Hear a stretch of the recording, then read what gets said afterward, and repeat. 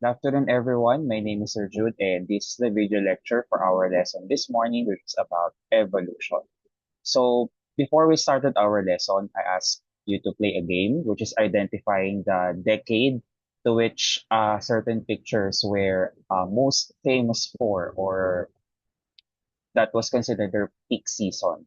And we have established that evolution refers to gradual change over time. So, may it be in terms of organisms, biologically or physically, or entertainment industry, may it be the way a certain film or television series was filmed, the technology also, or the way people communicate, fashion as well, etc., etc. So evolution is present, everything everywhere all at once. Now, as I mentioned, evolution will be divided into three topics. So today will be part one, evidences of evolution. And the first evidence has something to do with traces of organisms, such as the following. So on the left, we have seaweed. On the right, we have flower. On the left, we have fungus. On the right, we have the snake. And for our last example, we have the bear. So most of these traces are bones or skeletal systems, and at the same time, the places where the bones were left, no, or the marks that were left. And when we say traces of organism, we refer to the first evidence known as the fossils. So as repeatedly mentioned, fossils are traces of organisms.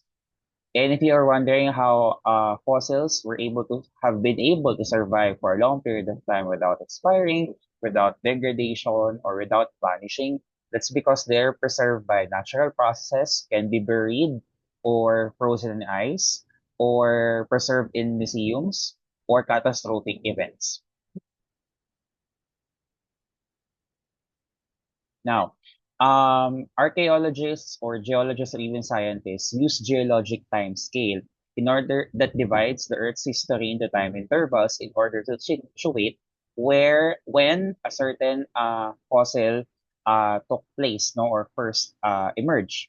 And as you can see from the geologic time scale here, which I don't require you to memorize because not that it's not irrelevant, but because it will be unnecessary to memorize each a time interval here, no, we can see that the geologic time scale is divided into eon, the largest gap, followed by era, then period, and then finally epoch.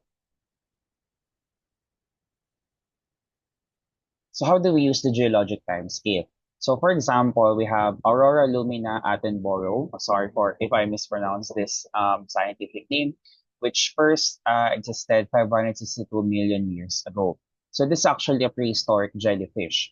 And 562 million years ago is situated between 542 million years and 1,000 million years ago. So that means this jellyfish belonged first emerged during the Precambrian under Proterozoic Eon, and late Neoproterozoic era.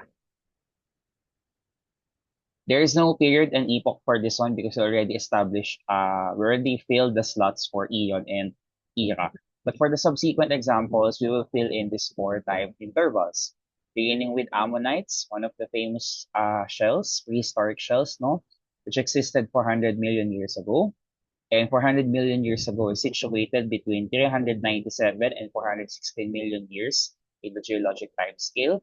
That means these shells first emerged during the Phanerozoic Eon, Paleozoic era, Devonian period, and finally early epoch.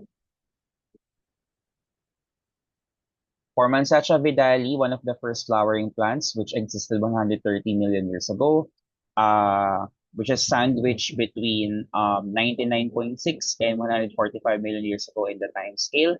That means it existed in the Phanerozoic Eon, Mesozoic era, Cretaceous period, and early epoch. Some examples for yourselves have the saber-toothed cat 42 million years ago, emerged first during the Phanerozoic Eon, Cenozoic era, Tertiary Paleogene period, and Middle Eocene epoch. While for trilobites, which existed 521 million years ago, it began emerging during the Phanerozoic Eon, Paleozoic era, Cambrian period, and finally early epoch. So how is it that archaeologists, geologists, anthropologists, basically scientists that are involved when it comes to fossils, have been able to estimate the age of the fossils without actually being present during the time that they were present? No? So we use relative and absolute dating. When we say relative dating, we are undergoing age estimation using rock layers. So if, let's say, for example, you have fossils found at the bottom rock layer, that means they're considered older. While if you have fossils found at the upper part of a rock layer, that means they are younger. And that makes sense because usually fossils, especially fossils that are long time ago, they were buried in deep, very deep beneath the Earth's surface. So we don't use any numerical values for relative dating. We're just comparing which is younger or older depending on the rock layers. Whereas for absolute dating, this is the time when we determine the age using radioactive elements.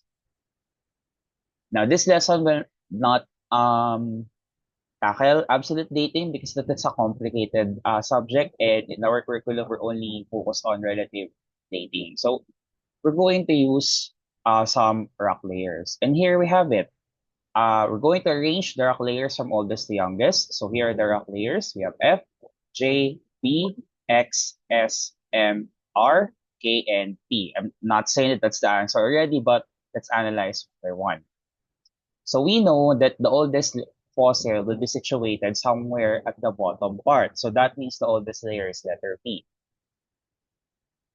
Then followed by letter K, then letter M, then letter S, then letter X. Now, most of you will probably think that the next layer will be R, between R and B, and the correct answer will be R because this is an intrusion.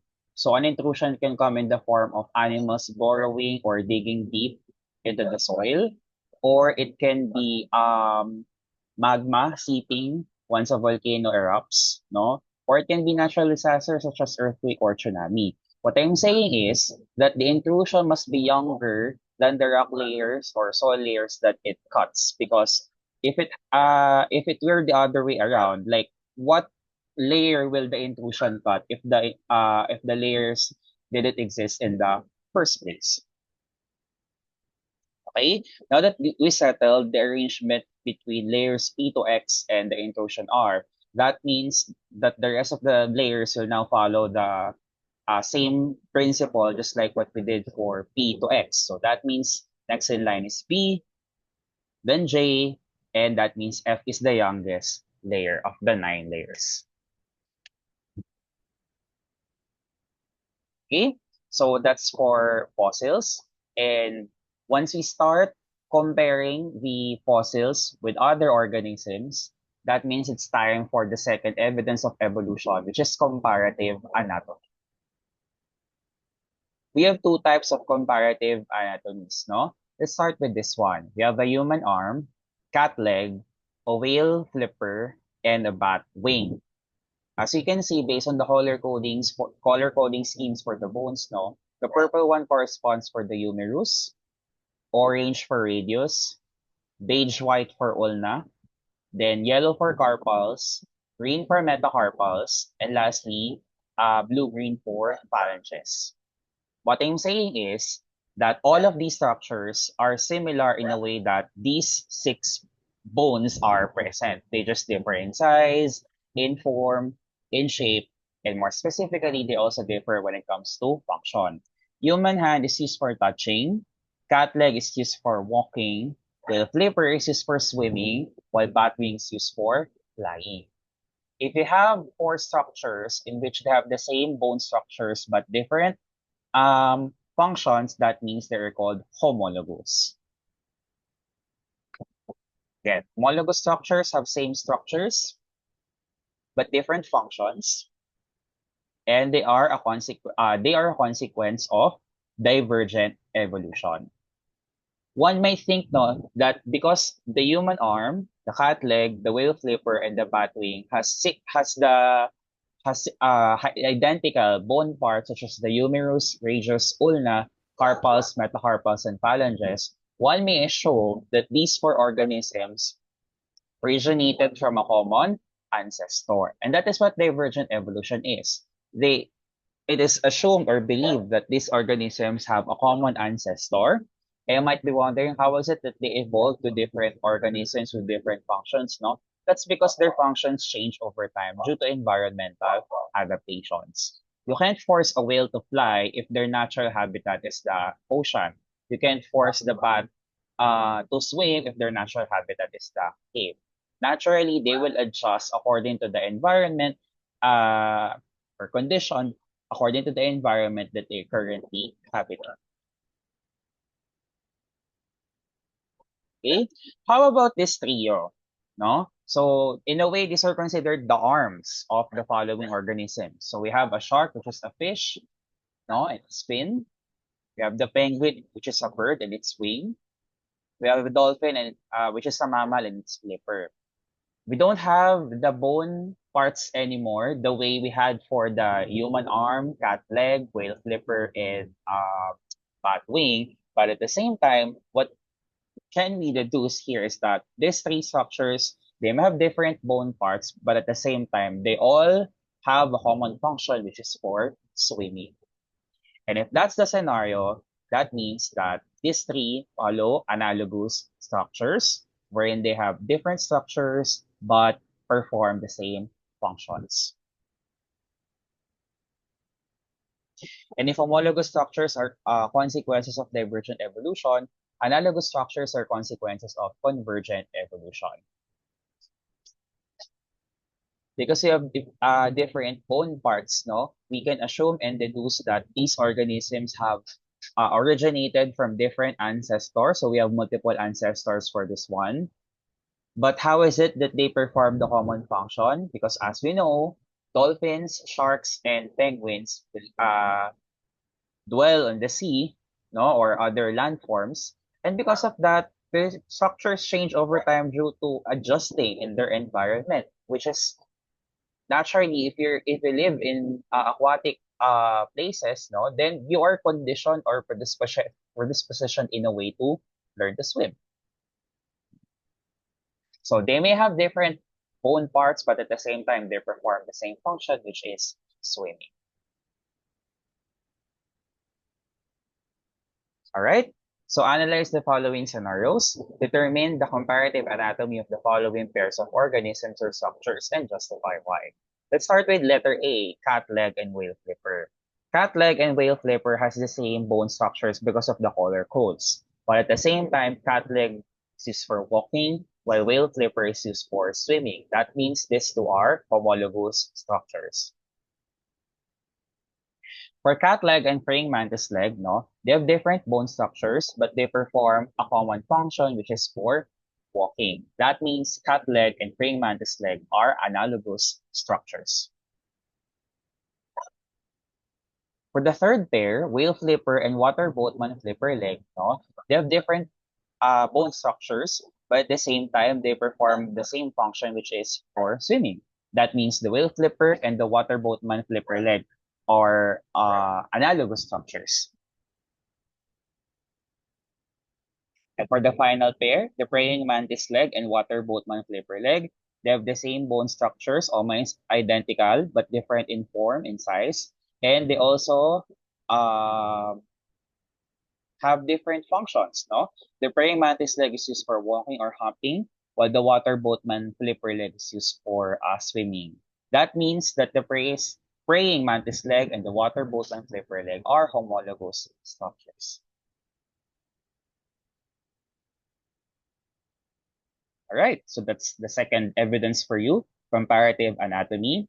Let's proceed to the last one, which is genetic information, which is very timely because this is our recent lesson before evolution, no? The nucleic acids, central dogma of life, and mutation. But we don't need to perform DNA replication down to protein translation anymore.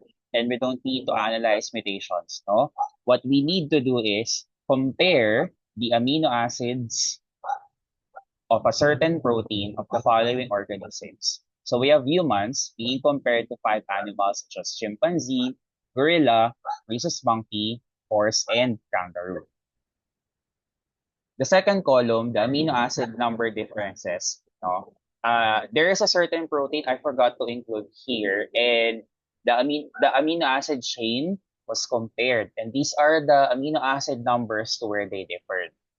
So for human and chimpanzee, basically identical, the same, no amino acid differences. For human and gorilla, as well as human and rhesus monkey, they have only one amino acid difference. For human and horse, there's five. While for human and kangaroo, there's seven.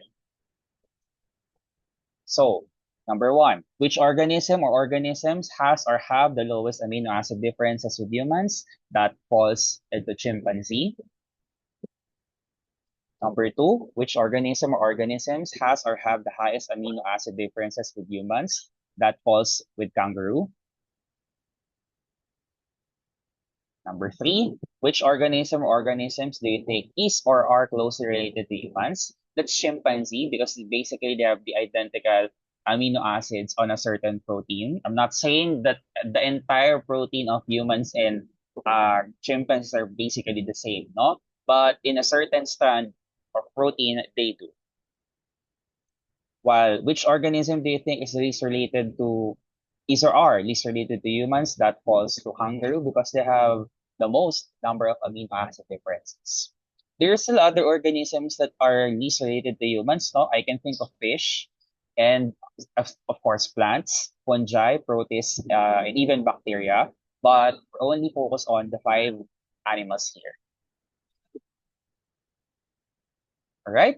So how will you establish the evolutionary relationship between organisms according to their amino acid differences? So the lesser the amino acid differences, the closer the relationship between organisms. This is why we attribute the evolution of human beings to monkeys, no, to chimps, to apes. And it says here, according to the amino acid differences, the top three animals closely related to humans, respectively, are chimpanzee, and tying for the second and third place, you have gorilla and rhesus monkey.